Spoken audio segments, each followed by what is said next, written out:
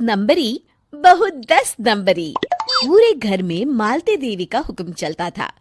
अपनी बड़ी बहू को वो टीवी के रिमोट की तरह कंट्रोल करती थी।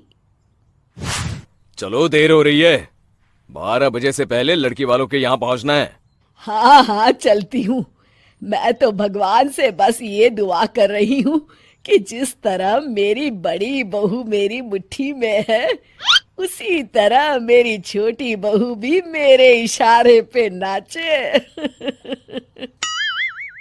अरे भगवान, भला इस घर में किसकी हिम्मत है जो तुम्हारे खिलाफ जाने की हिमाकत करे। इस तरह मालती देवी अपने छोटे बेटे की भी शादी कर देती हैं।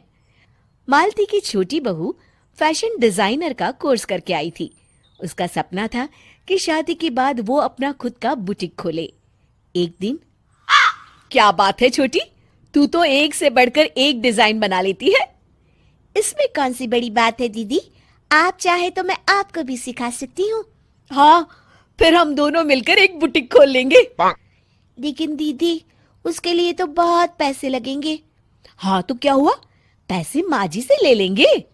हाँ हाँ, मेरे पास तो पैसों का पेड़ है ना, तोड़ के तुम दोनों को दे दूंगी। मेरी एक बात अच्छी तरह समझ लो, मैं तुम दोनों को एक ढेला भी नहीं देने वाली। बड़ी आई बुटीक खोलने वाली। ये आप क्या कह रही हैं माँ जी? आप हमारी मदद नहीं करेंगी तो कौन करेगा? अरे अगर बुटीक खोलने का इतना ही शौक है तो अपने माँ बाप से पैसे क्यों नहीं मांग लेती? मेरे पैसों पर क्यों आंख गड़ाए बैठी हो तुम दोनों? इस तरह अपने इरादे स्पष्ट करके मालती देवी वहां से चली जाती है। अरे ये क्या दीदी, माँ जी तो साफ मुकर गई। अब हम क्या करेंगे? तू चिंता मत कर, बुटीक तो खुल के ही रहेगा। कहते हैं कि घी जब सीधी उंगली से नहीं निकलता तो उसे उंगली टेढ़ी करके निकालना चाहिए। माँ जी अपने आप को समझती क्या है? पूरी सोसाइटी जानती है कि माँ जी ने अपनी सास को घर से निकालकर उनकी दौलत पर कब्जा कर लिया है। हाँ दीदी, अब तो जैसे को तैसा करना पड़ेगा। फिर दोनों बहुएं मिलकर एक साजिश रचती हैं। एक दिन, अरे नालायक, जरा ठीक तरह से पैर दबा, बिल्कुल मजा नहीं आ रहा। खाने पीने में तो कोई कसर नहीं छोड़ती। तभी वहां बड़ी बहू हाथ में एक फॉर्म लेकर आती है। माँ जी, आपके लिए एक खुशखबरी है। सरकार सभी बुजुर्गों को हर महीने 10,000 रुपये पेंशन देने वाली है। अरे ये क्या कह रही है तू? क्या सच में मुझे हर महीने घर बैठे 10,000 रुपये मिलेंगे? हाँ माँ जी, दीदी सच कह रही है। कल टीवी न्यूज में इस बारे में बता रहे थे। बस आप ये फॉर्म पढ़ के इसे भर दीजिए और अपने दस्तखत कर दीजिए। मैं इन्हें ले जाकर जमा करवा देती हूँ। अरे नालायक, बड़ी कामचोर है तू। इस बुढ़ापे में कहाँ तुम मुझसे फार्म भरवा रही है? खुद ही भर ले, मैं दस्तखत कर देती हूँ। ठीक है माँ जी। फिर बड़ी बहू बड़ी चालाकी से फॉर्म के पन्नों के बीच प्रॉपर्टी के पेपर छिपा कर रख देती है और उन पर मालती देवी के दस्तखत करवा लेती है।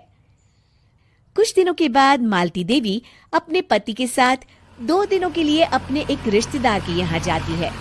दूसरी तरफ दोनों बहुएं पूरे घर पर अपना कब्जा कर लेती हैं। मालती देवी जब अपने रिश्तेदार के यहाँ से लौटती हैं, तब अपने कमरे में ताला लगा देख आग बबूला हो जाती है। अरे नालायको, मेरे कमरे में इतना बड़ा ताला किसने लगाया है? माँ जी, ये कमरा तो मैंने अपने बेटे रोहन को दे दिया है और आज से आप बाहर कोने में जो छोटा कमरा बना है ना, वहां रहेंगी। अच्छा, मैं उस सड़ेले कमरे में रहूंगी है? तेरी ये कहने की हिम्मत भी कैसे हुई? और मेरी इजाजत के बिना मेरा कमरा देने वाली तू होती कौन है? लगता है तू भूल गई, इस घर की मालकिन मैं हूं। तभी वहां छोटी बहू आती है। अरे माँ जी, आप इस घर की मालकिन नहीं है। अब इस घर की नई मालकिन हम दोनों बहुएं हैं। ये देखिए, इन प्रॉपर्टी के पेपर पर आप ही के दस्तखत है। अरे भाग्यवान, ये तुमने क्या कर दिया? दस्तखत करने से पहले एक बार ठीक से पढ़ तो लेती। अरे लेकिन मेरी बहुएं मेरे साथ ऐसा कैसे कर सकती है? अरे तो इसमें कौन सी अचरज की बात है? तुमने भी तो अपनी सास को घर से बाहर निकाल दिया था। टूटा फूटा ही सही, शुक्र करो कि इन दोनों ने कम से कम हमें रहने के लिए कमरा तो दिया। तुमने तो अपनी सास को वो भी नहीं दिया था। आज समझ में आया, जैसी करनी वैसी भरनी।